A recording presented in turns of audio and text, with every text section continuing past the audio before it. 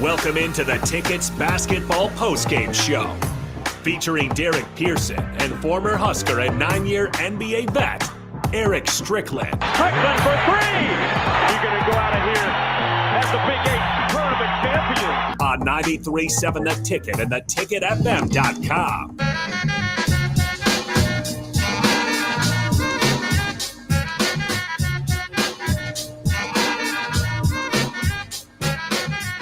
Welcome in to the Ticket Postgame Show. I am Carter Launchy, filling in tonight for DP. I believe Eric Strickland will be joining us shortly, hopefully. But if not, we will go with the flow as the Nebraska men's basketball team finishes up their game against Maryland at Pinnacle Bank Arena. Looks like it's going to be another loss for the men's basketball team. It was another game of sloppiness, 11 turnovers. Another game in which we saw just Nebraska give up opportunities left and right. They came out fairly strong. I thought they gave Maryland a pretty good shot early in the game. I mean, they didn't look bad out of the gate. I believe the halftime score, if I can pull that up here shortly. Either way, whatever. I can't find the halftime score. It was a tight game at halftime. I know that much. They were down by, I believe, just a few points. They were up with 2 minutes and 58 seconds left in the first half. They had a 2-point lead with about 2:58 left to go. As this one closes out, there's 3 minutes and 7 seconds left in the game. They are currently down 82-70. If you're just joining us, feel free to text it on the text line. Let me know your thoughts on this basketball team, this game. 402-464-5685 is the Starter Heyman text line. I would greatly appreciate any texts. Give me something to talk about. Let me know your thoughts. Maryland came into this game as a team that should have been very beatable by just about every standard, every metric. They were third to last in the Big Ten, sitting at 3-11 in the conference, 8 games out of first, only just 2 games ahead of the Huskers in the conference, 11-14 overall. So again, nothing super impressive. I mean, they had their 3 conference wins, and then their other 5 wins. No, 9 wins, 8 wins. I'm bad at math apparently now. Anyways, of their other 8 wins, only 2 of them came against Power 5 opponents. I don't have their entire schedule in front of me, but I do know that they haven't played the toughest competition this year, similar to the Huskers. But I mean, yet again, Nebraska has a game against a team who should have been very beatable. Yet here we are, 3 minutes left to go, down by 10. They still got a shot, I guess. I mean, they have come back a little bit here within the last minute or two. Game seems to be kind of crawling along here as we're kind of waiting to finish it up. I know this is a post-game show, but radio time slots want us to have this start at 10, so we kind of have to just go along here as we wait for it to finish up. Kind of just looking at the stats that we've seen so far in this one. If I can pull up the box score here quickly. So again, your score 82-72, 3 minutes left in the half. Looking at Nebraska, CJ Wilcher started this game, got to pull up the box score here. The starters for this game were Alonzo Verge, Latman, McGowan's Walker, per usual. Verge has spent some time on the bench this game.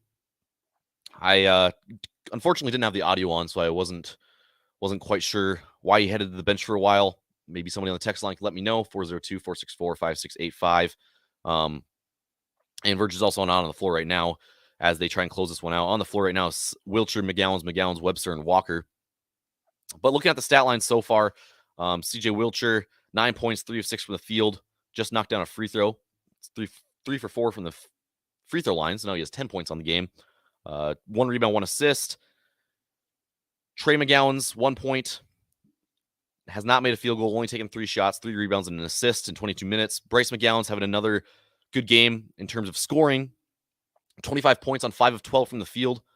He's 14 for 15 from the free throw line. So Bryce McGowan's having a very good day behind the line. He's also played nearly all the game, 32 minutes. Kobe Webster, just 5 points tonight, 2 of 4 from the field, 1 for 3 from the three-point line. 5 boards, though, cool along with an assist. Derek Walker's got 6 points, 3 of 8 from the field, 5 rebounds, 25 minutes. So Derek Walker, just 3 for 8 from the field tonight. He's been a guy who has been very, very efficient from the floor the past few games. Again, I don't have all of their games pulled up in front of me, but I do know that Derek Walker in his past couple of games has been shooting upwards of 70% probably in his last couple of games. So kind of an off night for him. I know he's not our number one offensive option, and that's fine. He doesn't need to be our number one offensive option, but not by any means. I mean, he's not even 2, maybe 3, I guess, depending on the night. But when he's not as efficient, that does take away from the guard play. It doesn't allow them to have as much open space, when Derek Walker's not taking up attention. So that can add to some things. Lonzo Verge, 14 points in this one, 4 of 8 from the field, 6 of 8 from the free throw line, 5 boards, 5 assists. So he's been playing a pretty good game for the most part all around. Again, the problem with this Husker team is that it just seems like whenever they kind of get rolling a little bit in the game, they kind of just start making some mistakes.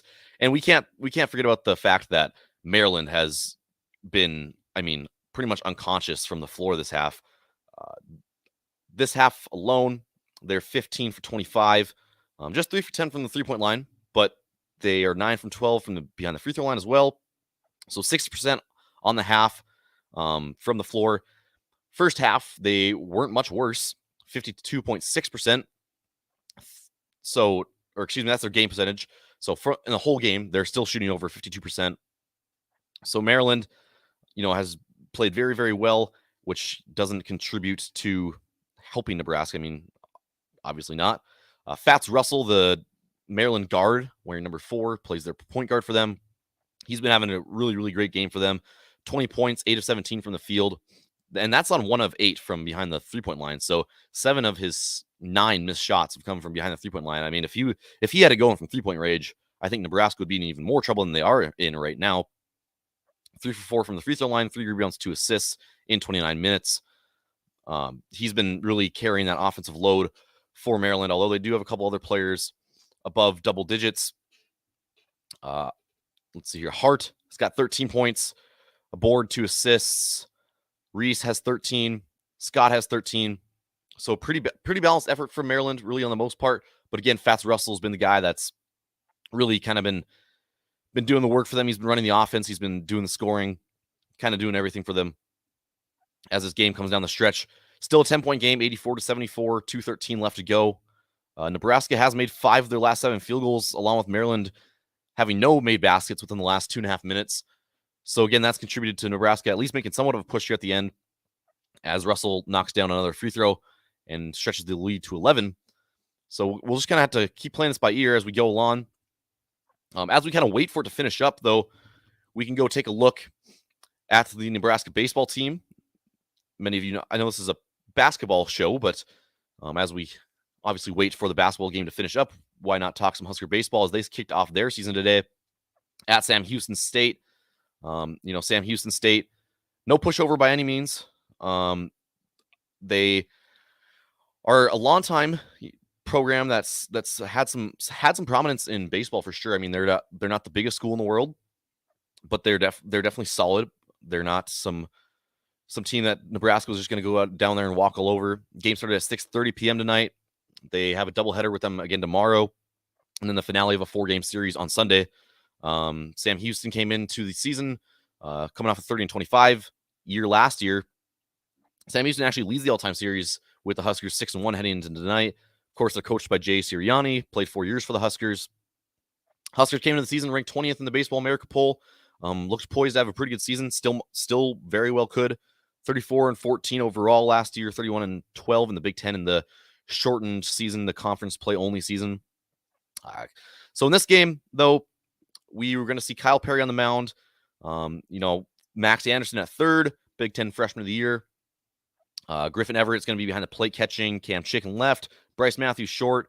Core Jackson, the top recruit out of Canada, is playing second base for the Huskers. Satori and Banjoff in the outfield, and then Steele at first is what most people expect them to go with. I never actually saw the set starting lineup, but I assume that's what they went with. But the story of the game, I guess, was Kyle Perry just did not have a very good showing, unfortunately.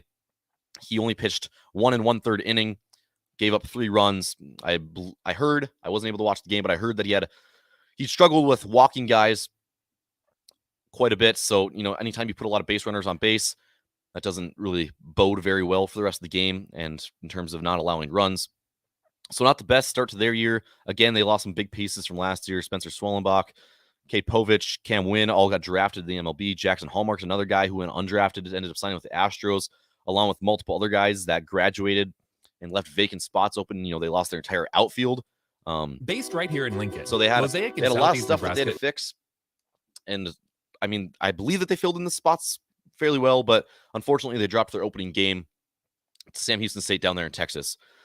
So again, this Maryland-Nebraska basketball game is winding down here. 121 left to go in it. 86-74 is the score. It appears that Nebraska will end up dropping another Big Ten game. They currently sit at 7-18 overall, 1-13 in the conference. It's looking like more and more, though, that they're going to be dropping to 7-19, 1-14 in the conference. Maryland came into the game 11-14 overall, 3-11 in the conference. It looks like they're going to pick up a win. They're going to increase their conference win total to 4-11. But 1 minute to go in the game. Maryland's kind of icing this thing down now, though. It's 88-74 as they are knocking down some free throws. Again, this game, just another one that Nebraska should have won, should have been in there. As Bach's going to come into the studio here, hopefully sit in with me a little bit here.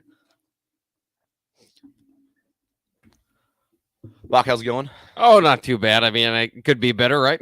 Yeah. Sorry that you had to kind of show up here, I guess. But it's much appreciated as we go through this post-game show. Obviously, we're just talking about as the game is pretty much closed out now, 22 seconds left to go, according to the stat broadcast. But I'm assuming it's closing up here pretty quick now. Maryland's going to win this one 88-74, barring any last-second field goals here. Nebraska did not score in the last 2 minutes and 3 seconds. So that's obviously doesn't bode well for how the game has been going. Again, McGowan's another good game from him for the most part, especially at the free throw line. Ended up going 14 for 15, just 5 for 14 from the field, though, 1 for 6 from the three-point line.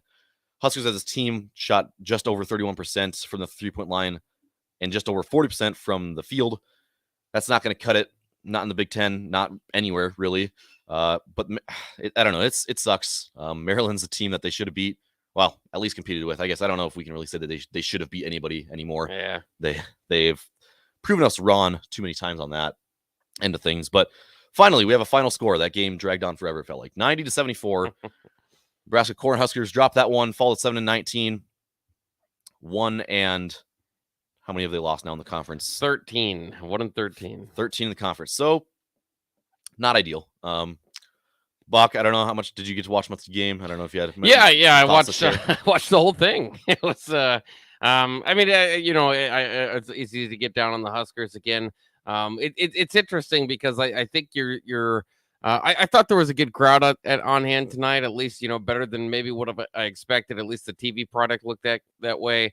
But it's tough. When they're down 20 in the second half, and hats off to them for fighting back and getting within 10 there. I don't know if any got any closer to that, but to get back into the game, I think Maryland started playing not to lose. They started holding on to the ball to the end of the shot clock. That was kind of strange, considering they were on pace for 100 easily. But in any case, it's sad because it is, and I'm I've been following Nebraska basketball my whole life. It's getting pretty close to where, you hope that they win, but you don't hold out hope, right? Even going into this game, and when they're down 20, it's unfortunate because when the blowout loss to Iowa, it was alarming and frustrating, and then when you come back and you're down 20 in the second half to Maryland at home, you should have those type of feelings. But I think just how far this season has gone, I don't know. I didn't necessarily get him. It's just kind of okay. We've seen this. This is probably what you should expect at this point. And if you're upset about it, you could be upset about long-term things. But as far as in-game, just kind of how it is. And now 3 out of 4 games where Nebraska's played the lower levels of the Big Ten, the bottom half, we should say, as they were kind of awaiting this break in their schedule, and another double-digit loss. It's getting ugly around here. Yeah, and again, another bad game for Nebraska as they drop another one to a inferior opponent. Maybe not inferior, but an opponent that they should have at least competed with. We'll throw it to break really quick. When we come back, we'll continue to break down this game a little bit more, and stick around here on 93.7 The Ticket, ticketfm.com. Based right here in Lincoln, Mosaic in Southeast Nebraska is part of a nonprofit, whole-person healthcare organization that serves people with intellectual and developmental disabilities. Mosaic's mission is to relentlessly pursue opportunities to empower people. By providing truly personalized services, this empowerment ranges from helping someone communicate for the first time to helping another gain enough independence to secure a job. If you would like to learn more about Mosaic in Southeast Nebraska's services or to donate, please go to mosaicinfo.org/Southeast Nebraska. 1 in 3 adults has prediabetes. 1 in 3. That means it could be you, your football buddy, your football buddy, or you, your best man, your worst man, you, your dog walker, your cat jogger. While 1 in 3 adults has prediabetes, with early diagnosis, prediabetes can be reversed. Take the risk test at doihaveprediabetes.org. That's doihaveprediabetes.org. Wait, did they just say 1 in 3 adults has prediabetes? That's 33.33333% of adults. That means it could be me, my boss, or my boss's boss, or me, my favorite sister, or my other sister. That's 7 members of my 21-person romantic book club. Wait, the 1 in 3 could be me, my karaoke partner Carol, or my karaoke enemy Jeff. I'm going to take the risk test at doihaveprediabetes.org. Brought to you by the Ad Council and its Prediabetes Awareness Partners. Here's your binky, buddy. We'll be home soon. You'd never give your baby a pacifier that has cigarette ash on it. But if you're smoking around your kids, yeah, it's kind of like that. Secondhand smoke contains thousands of toxic chemicals that can have a lasting effect on your child's health. Protect your children. Don't smoke around them or any child. Call the Nebraska Tobacco Quit line, 1-800-QUIT-NOW, 1-800-784-8669. Paid for by Tobacco Free Nebraska. Aired with the Nebraska Broadcasters Association and this station. If you're worried your friend may be struggling, remember, you don't have to be there to be there. You can say, how are you, or get a fake tattoo. You can ask with an app if it works for you. You could write them a text or knit them a sweater. If you can't be together, you could write them a letter. Whatever gets you talking. Whatever gets you talking. You could chat on the game, kick off your flip-flops. You can ask on your couch while you binge watch. However you do it, you gotta ask a friend. And if they don't share, you can ask again. Whatever gets you talking. Whatever gets you talking. Reach out to a friend about their mental health. Learn how you can help at seizetheawkward.org. Brought to you by the Ad Council, American Foundation for Suicide Prevention, and the JED Foundation. Ladies and gentlemen, we have arrived in Philadelphia. Local time is 3:05 p.m. and the temperature is 67 degrees. At this time, you are now free to use your cellular devices. You know that feeling when you get to turn your phone on after the plane lands? You can have that feeling every time you drive. Make sure your cell phone is stowed away whenever you are behind the wheel. Visit StopTextStopWrecks.org. A message brought to you by the National Highway Traffic Safety Administration, Project Yellow Light, and the Ad Council. As an 18-year-old, I let my mistakes kind of take over my life. I was 0.5 credits away from completing high school, and I didn't do it. 10 years later, at age 28, Jackie finished her high school diploma. When I found out that I was pregnant, I know that I had to do something for myself if I wanted to make her a better person and provide a better life for her. My family never stopped pushing for me to be better because they knew what I could become and who I could become as a person. My support team is amazing. The educational director, my sister, and even my 7-year-old daughter has just been more than the support that I could ask for. I've been given an opportunity, and I'm just thankful for it. No one gets a diploma alone. If you're thinking of finishing your high school diploma, you have help. Find free adult education classes near you at finishyourdiploma.org. That's finishyourdiploma.org. Brought to you by the Dollar General Literacy Foundation and the Ad Council. Back to the Tickets Basketball Postgame Show, featuring Derek Pearson and former Husker and 9-year NBA vet, Eric Strickland, on 93.7 The Ticket and theticketfm.com.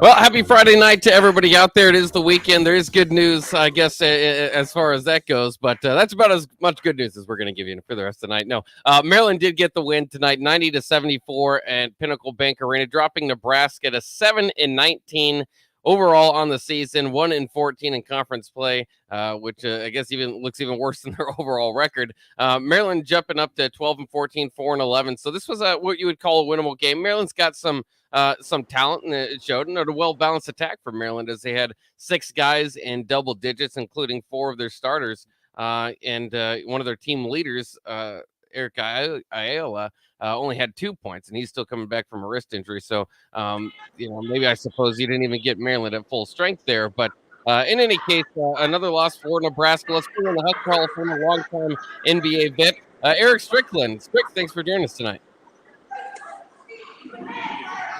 You see my face? I can see. Yeah, there it is. It's not smiling like we were hoping for. Like you said, it might happen earlier on the block.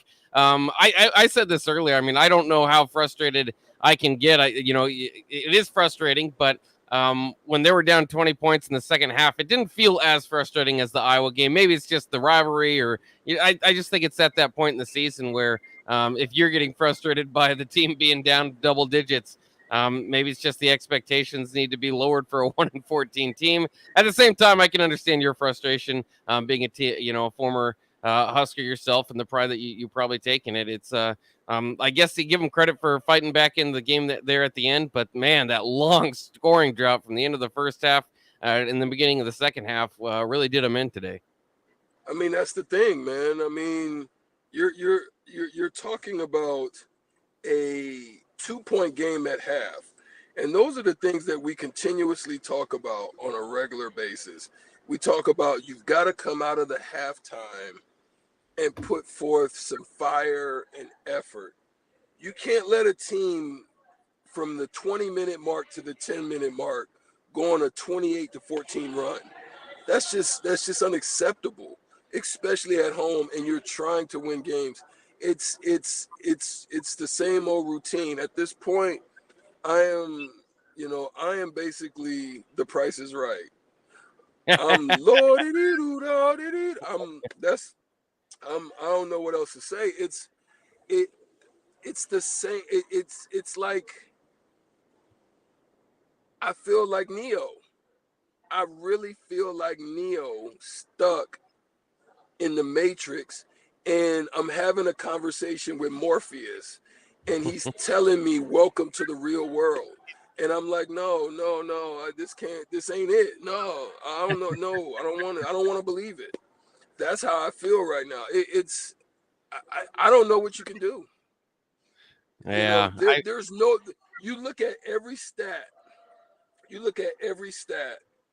and there's small things that I see that helps me to understand it more, because I'll give you an example. They're running a pick and roll. Derek Walker does a great job. This is about 10 minutes left in the first half.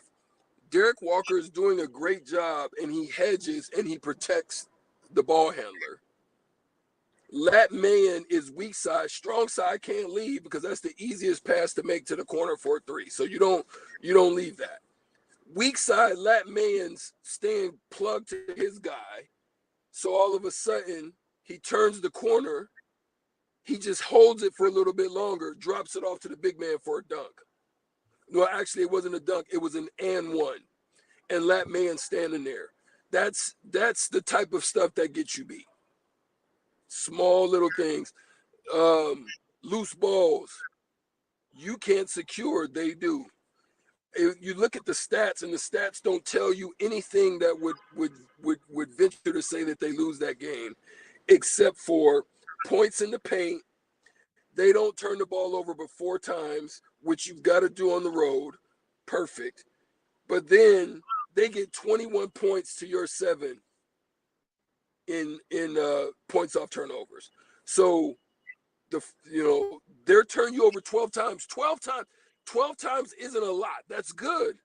But they score 21 times on it. Right? So what does that tell you? That tells you that when you go back and look at some of those sequences where they're throwing lobs and they're throwing the ball and they're dunking and they're getting layups in transition, look at how many Maryland guys are there compared to Nebraska guys. Those are the things that you see that tell you that they're out, they want it more than you. Yeah, I thought I saw that a little bit too today. I mean, there's just times where the ball's on the floor and they, it is kind of crazy that they only turned the ball over 12 times because it was ugly at times. I don't know if the floor was slick or something was going on with the team meeting. They ate something greasy before the game. I'm not sure because the ball was slipping out of their hands and that led to Maryland with uncontested layups or dunks several times. And, CJ Wilcher seemed to have trouble gathering the ball tonight. It happened to Verge, it happened to McGowan's, it happened to Webster. So a lot of those were just like, it was baffling to see, but ultimately only 12 turnovers, like you said, considering how it looked. I suppose that's, better than it could have been, but it's just, like you said, it's getting mind-boggling and frustrating. I don't think that this Maryland team seems like they're all that much better than Nebraska. Not to say that they don't look good. I mean, Fats Russell's fun to watch. He's really fast. They've got some guys that can play, but it's just another example of a team maybe we kind of get away with saying this winnable game stuff. I mean, but you've got to have that mentality. You can't just be at the bottom of the conference looking up. And so I don't want to mean to disrespect Maryland. I think they got a good squad together. But it just seems like this another game, which has been the last few of them, where they should have been a lot closer than they were. And we break it down and we break it down. Like you said, a lot of times it is a lot of the little things that's adding up and making it worse. But all those little things are adding up and they add up quickly to a large deficit. And you just kind of where you are right now. For what it's worth, the first half was fast paced. Nebraska was keeping up with them. Even in the first half, it started with the Bryce McGowan's lob. You love that coming out of the open, the Alonzo Verge assist to Bryce McGowan's on the dunk there. And it seemed like Nebraska did have a little more juice to them, or at least looked a little bit more impressive with what they were running and getting points. But Maryland, despite that, was just kind of like sticking around. It felt like Nebraska had the momentum of the game, but Maryland was just sticking around. And then that dreaded scoring drought comes, and then there in the second half, it just got so sloppy. They're doing open court windmill dunks, open floor windmill dunks. Maryland is among other, just wide open layups. And you just can't overcome that. And then again, I credit to Nebraska for fighting and coming back and making it a 10-point game there before all said and done. But I think part of that's Maryland they were playing not to lose there at the end, and they had like a 20-point lead. So I don't know why you would turn it off at that point in time. Let's head to the Starter Heyman text line. Got a few texts there. Jay in Lincoln says, I love college basketball. I'm a huge Nebraska Husker fan, but I can't watch this team without getting absolutely angry. All the guys play like they think they're in the NBA. No defense, no effort, no passing. The basketball. Yeah, I mean, that's it. You just see it there at times. Jay continues, more interesting getting noticed than winning. When you play a team game, you have to go love to win. Above all else, these guys don't care. Horrible basketball. No I in team, and we have a whole group of eyes. That's where the frustration is piling up, I think, for Jay. That's and other what they fans. defer to. Bob. Yeah, that's what they defer to when it gets tight. They revert to, I got to do it. And there's a perfect example of that is at one point, Verge made a nice drive to the basket, did what he's supposed to, drew the weak side defender. There's a guy wide open in the corner. He tries to go to the opposite side of the rim to lay it up and gets blocked. That's the stuff. You got to make that play. it's not you. You did your job. I mean, I keep saying that. I mean, I don't know if I'm talking above people's head or they think I'm out of my mind when I see these things, but I'm thinking about it from a standpoint that when you do your job, like for another example, great defensive play, Trey McGowan gets a steal, transitioning down, no one's with him. 4 Maryland players are back on defense. He tries to drive between them and loses the ball. That's just stuff you can't do. Everybody's trying to they're so pressed. If you just play when they made great plays, they found that man for a couple threes. Those are great basketball plays. A couple of extra passes. Those are great basketball plays. If you lose or you miss doing that, you can say okay. But when you do it, when you're trying to do it on your own, no one likes to see that one, and then all of the weight of it comes down on you individually and ultimately collectively.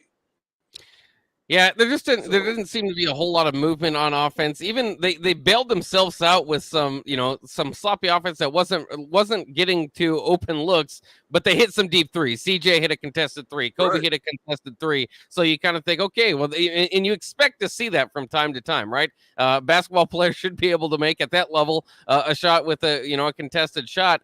So it's not that you have to get a great look every time down. It's just it seems to be very little motion or work. They try the pick and roll at times, but it really becomes ISO ball a lot of times with whoever has the ball, and to a little bit of success or turnover, which is usually as a result. And Alonso, it was very important. He got in foul trouble. I think that took him out of the game a little bit, especially in the first half when he got in foul trouble. Fats Russell started going off, and then in the second half, in the second half, just a bad foul. When you have 3 fouls, he was kind of trying to draw a charge, but before half court. And it wasn't an obvious call. The guy, it was just when you have 3 fouls and you're the only thing going on offense, you just got to know how important it is. And again, that's not an effort thing. That's full court press or at least half court press that he was attempting to do. So he was trying to put in the effort, but that's just kind of an awareness thing. So if it's not one thing, it seems to be the other for Nebraska. And it's just strange because Alonso does have some success certain nights, kind of doing the ISO ball, and he had another good night tonight. 14 points, 5 assists, and wasn't able to play as many minutes as he probably or they would have liked him to. But you wonder, and I'm not going back to the early season, blame everything on Alonso that was kind of going around. But you wonder if that kind of wears off, or if that's part of the reason he wanted to go into the system, because he's a good ISO ball player, and apparently that's what Nebraska it wants to run. Well, okay. I'm not going to dispute that. My issue is second half, you let the team, when you're trying to win a game, shoot almost 60% from the field. You have no chance, especially then you got to ask, why are you shooting 38 and they're shooting 60? Because they're taking good shots. 42 points in the paint, bro. That means they're getting good shots. That's a lot of points. That's almost 50 points in the paint. In the paint. You've got no chance, bro. They've doubled your number in the paint. They've doubled you in the paint. There's nothing you can do. And the time that you did have success and you won against against Minnesota, you did that. Why not do the same thing? You're not getting good shots. And I'm just baffled, bro. I'm baffled. Yeah. I don't even know. Yeah, that's a good point there. The offensive end we can talk about for days, and we have talked about all year. But you're not going to win, like you said, giving up that many points in the paint. You're not going to end up giving up 90 points. Maryland could have had 100 today. Same thing with Iowa. Northwestern was well on their way. The defense isn't much better, and then you try, and then that just goes back to the whole kind of philosophy that Hoiberg has coming in here. High volume shots, high volume possessions. Try to entertaining pace of play in game and all that, but it's not working in the Big Ten. It's not working in general. You have to kind of identify. I mean, you have to have a lot of weapons to be able to run that sort of play. And I know that they thought they did, coming into the season with how it was going in practice and stuff. But maybe, and again, it's been said before, maybe that's because they were going up against this defense, which gives up a lot of points. Well, here, the difference in style of play. If you're going to run, you have to exhaust yourself on both sides and be willing to exhaust yourself and go take a seat for a little bit and come back and trust that that's going to happen. I think they get into this try to reserve myself mode because there's no reason that a team, if you're trying to win games, should beat you with multiple players down the court, especially at home. That's effort. So if you're tired, go sit down for a little bit. But if you want to play that style of ball, you have to exhaust yourself, knowing that the next person's going to come fill in, exhaust himself, and you're going to get a consistent effort all the way across the board, and you're not going to have these lulls. The lulls come is when you're lackadaisical, you're taking a little breather, you're taking a breath, you're trying to just kind of, pace yourself. You don't have the liberty to pace yourself. You don't have that liberty. Yeah, and Nebraska is kind of interesting. Again, we talked about, before earlier today, how Tominaga's kind of fallen out of the rotation. It seemed like he was completely out of it till there in the second half, and they just didn't feel. This is when they're down 20, and they felt like, might as well give him a shot, try something that can kind of spark it today. Again, as we run down this thing, very disappointing, very frustrating. Adding on to it. For the entire seasons, but I suppose we should shout out kind of the bright spots that were there again. I think if Verge were able to stay out of foul trouble, maybe you have a bit of a closer game. He kind of was on tonight, 14 points, 5 assists, 2 turnovers as far as that assist to turnover ratio goes, 5 rebounds for him as well. And was getting to the line at a pretty good clip as he had 8 free throws. Bryce McGowan continues to get to the line very well. 14 out of 15 from the free throw line. That is cashing in when he gets there, and he's very good at drawing fouls. Though one time he stiff-armed a guy.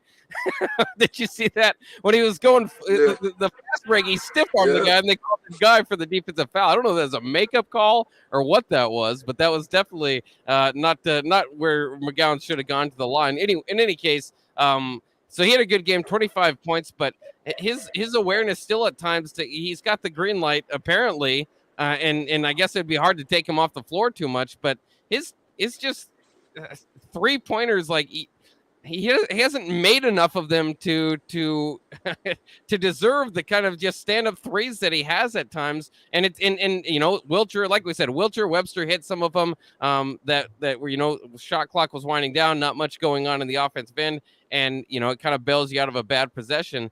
But I don't know. I don't have too much confidence when Bryce McGowan has a hand in his face and he takes a long distance 3 or top of the. I mean, he's hitting the corner ones. Get your rhythm going there. Especially off the dribble. The dribble. He should not be taking off the dribble threes right now, unless it's in transition where everybody flows back, they back off you, and then maybe. But off the dribble, you shouldn't be taking those right now. You're not hitting a high enough clip.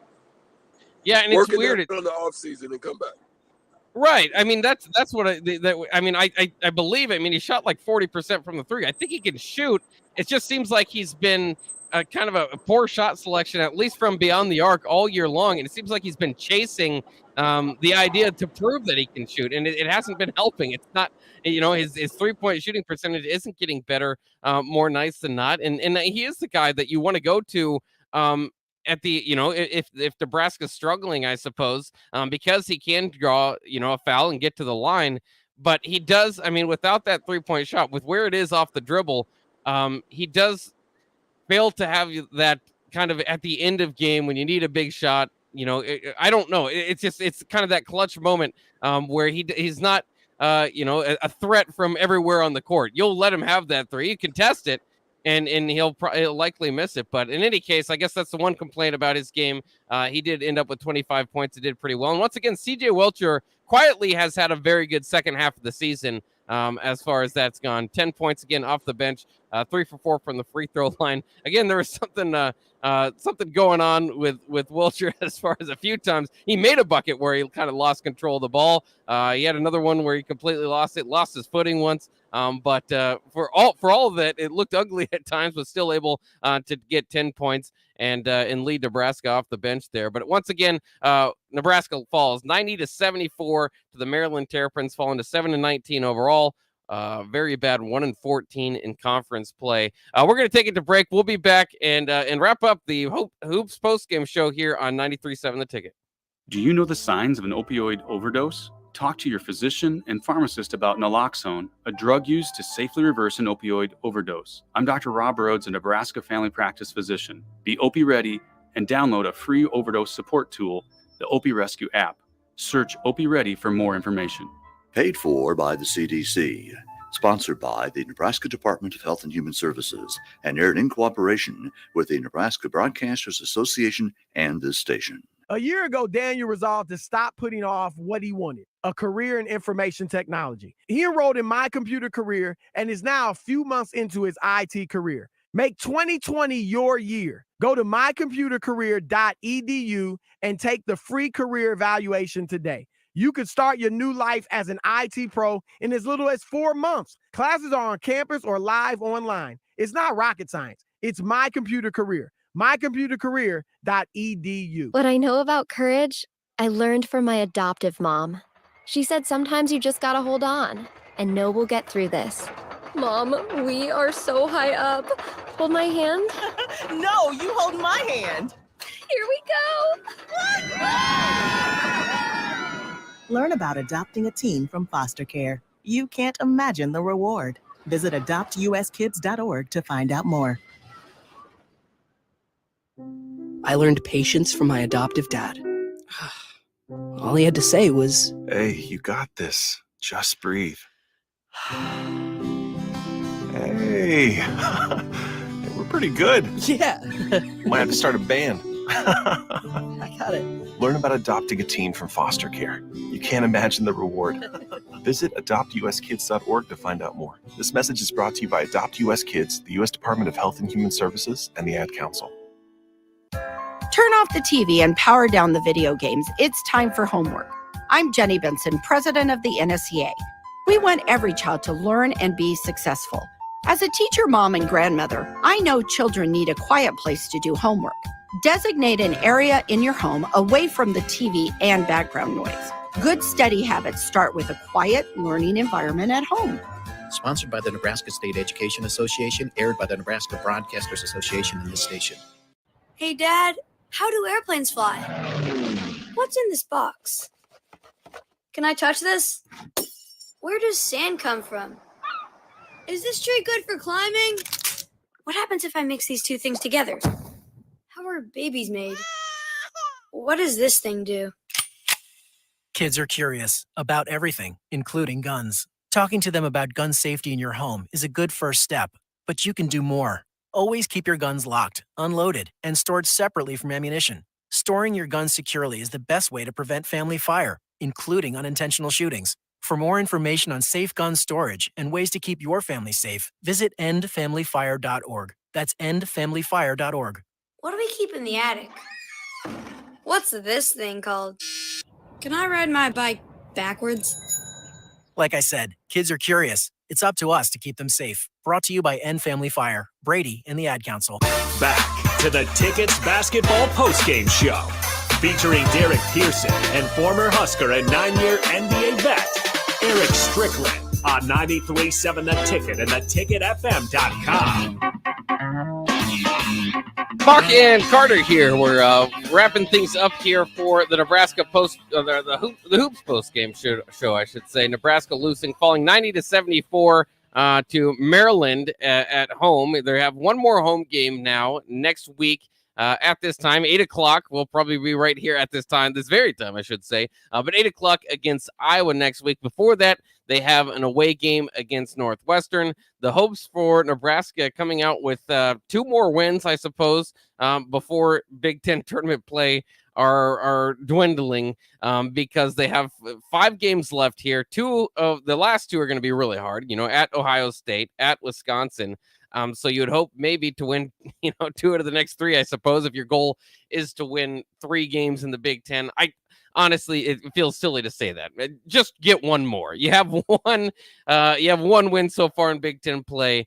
Let's hope Nebraska can get 1 more. It's pretty bad where Nebraska's at, and that's why I said I and a lot of you guys here on the text line, and we appreciate you listening, and I like the fact that you guys still care. A lot of people still frustrated. Could hear Strick still frustrated. I just can't. I can't be too frustrated with what I pretty much expect to happen at this point. I'll stay optimistic heading into the games, but when I see it unfolding as a lot of these games have unfolded, this is just kind of where Nebraska basketball is at, and it's not all bad. It's not that every player on that roster can't play or anything like that. They have spurts where they do well. They have spurts of athleticism, but they are where they are. I mean, 3 of the last 4 games now are losses to the next 3 worst teams in the conference play. Or excuse me, well, they did beat Minnesota, but from Maryland, Northwestern, and Iowa, and Iowa's a solid team. They're probably going to be a tournament team, but they're 500 in Big Ten play. They're not overwhelming.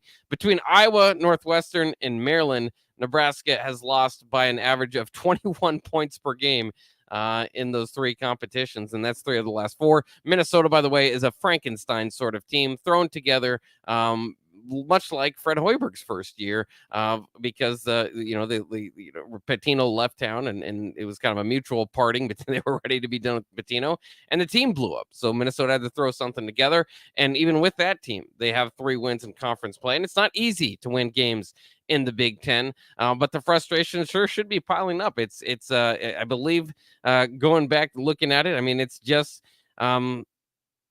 like I said, adding up, I think 17 out of 19 losses now, again, with their only wins in those games against the Frankenstein Minnesota team in Kennesaw State. So there's just hasn't been too much light at the end of the tunnel for Nebraska basketball. Bijo says, why can't Keon Edwards crack the rotation? You can't tell me an undersized Tamanaga gives you more.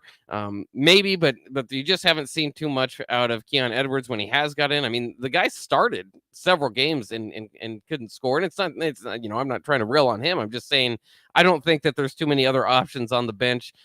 Maybe there was a hope that down 20 Tamanaga could can a couple threes. He really didn't get too much of a look tonight anyway, and he's fallen out of the rotation altogether. He's pretty small to play wing in the Big Ten, and that's been a problem all year for them too. Carter, just kind of wrapping up your final thoughts. I think it's just if you let it, the frustration can pile up, and you can be pretty furious. And maybe going through this post-game show, I've elevated my anger, but I think for a lot of us, maybe it's just it's Nebraska basketball this year. This is what it is. Yeah, no, the most confusing thing to me about this team and this whole season is that, usually when you see a sports team that's struggling this bad or this poorly, you can usually at least point to a few things as to why they're so bad. But with Nebraska this year, I can't make sense of it. Like they had the talent coming into the season. Fred Hoiberg's supposed to be a good coach. I can't understand how they didn't ever put it together. Yeah, I mean, and the injuries certainly didn't help. But you can understand that. But it does feel like there's enough talent on this team to scrap together a few more wins and just at least a few 40-minute games that you put together. But it just seems to be pretty tough at this point. For what it's worth, I don't think Fred's lost the locker room or anything like that, but you might start to see those narratives come out if you continue to lose by double digits to opponents that aren't all that great in the Big Ten. And again, it's just this was kind of Nebraska's stretch to capitalize and get just a few wins in the Big Ten this year, and they weren't able to do it. I mean, it's very near the end of the stretch. I suppose you can look at quality of opponents and say there's still a Northwestern and a Penn State out there, but those are teams on the road, and it's.